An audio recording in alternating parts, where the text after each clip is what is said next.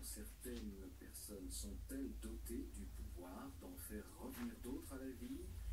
C'est une question que l'on est amené à se poser après l'expérience peu ordinaire vécue par deux jeunes femmes parties de France pour prendre part à un service de bénévolat sur l'île de Madagascar afin de lutter contre la déforestation massive qui fait des ravages. Culture sur brûlis, exploitation forestière et production de charbon de bois ont conduit malheureusement ces dernières années à une déforestation des plus alarmantes, une des pires du monde tropical. La nature de l'île est fortement perturbée, et notamment la faune et les lémuriens maquis qui sont nombreux à vivre dans ces forêts et sont les premiers à en subir des conséquences plus que désastreuses. En effet, ces lémuriens maquis, chassés de leur zone d'habitat, finissent par mourir faute de nourriture quand ce ne sont pas les accidents liés aux abattages des arbres qui les blessent ou les mutilent gravement. C'est ce qui s'est passé pour l'un d'eux, un lémurien maquis vert et roux, à ceci près que la situation de dramatique est devenue extraordinaire et même bien mystérieuse. C'est ce que nous allons voir maintenant en faisant connaissance avec les deux jeunes femmes qui ont vécu cette expérience, Oscarine Dodo, apprentie coiffeuse, et sa cousine, future docteur en médecine. Elles nous racontent leur aventure. Alors, on était dans la forêt avec ma cousine, et puis on venait de terminer notre journée. Et puis, au loin, j'ai vu un petit maquis qui était trop mignon et tout, je le regardais. Et d'un coup, il y a une branche qui tombait de je ne sais où, en plein sur la tête du petit maquis. Alors moi, j'ai accroché à l'esprit pour voir comment il était, mais il n'avait pas l'air pas très bien en point, quoi. Même plutôt assez mal en point. Je suis interne en médecine, donc en tant que futur médecin, j'ai tout de suite ausculté le petit animal. Et la pauvre bête, elle était complètement inerte, comme si elle était dans le coma. En tout cas, elle ne bougeait plus du tout, quoi. Donc c'était vraiment inquiétant. Ouais, il bougeait plus, il était comme s'il était mort, quoi. Mais là, il s'est passé quelque chose d'incroyable. Oui, je sais pas ce que j'ai fait, mais le maquis est revenu à la vie.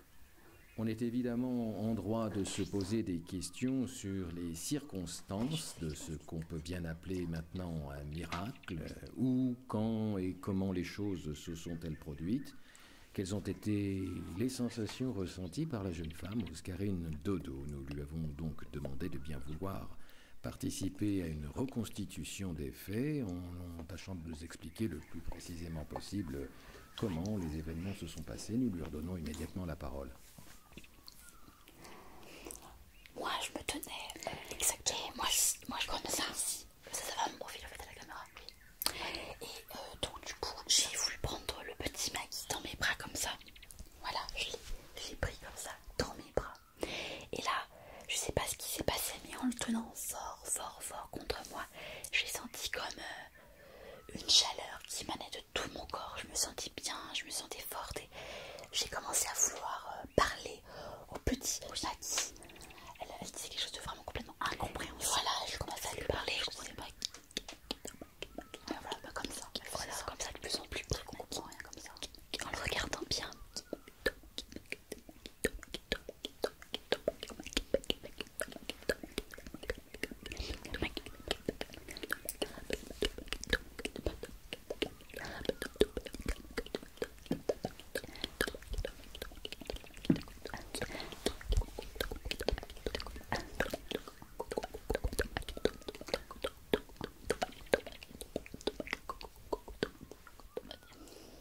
Voilà, comme ça. Et d'un coup, bah, il s'est réveillé. Oui, il s'est réveillé. Je sais pas quoi, ce qui s'est passé. J'ai pris du coup le petit Maggie. Je suis venue l'ausculter. Voilà, j'ai fait comme ça pour bien regarder. Et son cœur battait bien. Il battait tout à fait normalement. Son cœur, il avait l'air d'être en pleine forme. Je n'ai pas compris ce qui s'est passé. Je ne sais pas du tout ce qui s'est passé. Je n'ai rien compris. Mais après, je me sentais complètement vidée, épuisée. Je n'arrivais plus à parler.